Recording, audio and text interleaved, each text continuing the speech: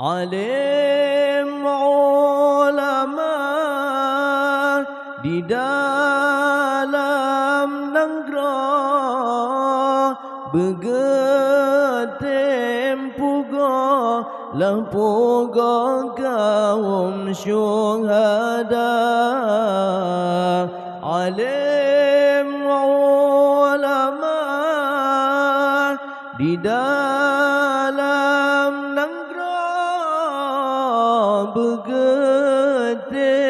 puga lampuga kaum syuhada